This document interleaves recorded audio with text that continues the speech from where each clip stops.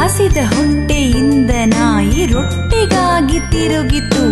ಊರ ದಾಟಿ ಹಳ್ಳದಾಚೆ ಹುಡುಕಲೆಂದು ಹೊರಟಿತು. ಹಸಿದ ಹೊಟ್ಟೆಯಿಂದ ನಾಯಿ ರೊಟ್ಟಿಗಾಗಿ ತಿರುಗಿತು. ಊರ ದಾಟಿ ಹಳ್ಳದಾಚೆ ಹುಡುಕಲೆಂದು ಹೊರಟಿತು.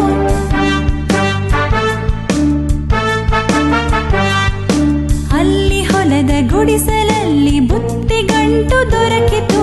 ರೊಟ್ಟಿಯೊಂದನೆತ್ತಿಕೊಂಡು ಉಪ್ಪಿನಿಂದ ಮರಳಿತು.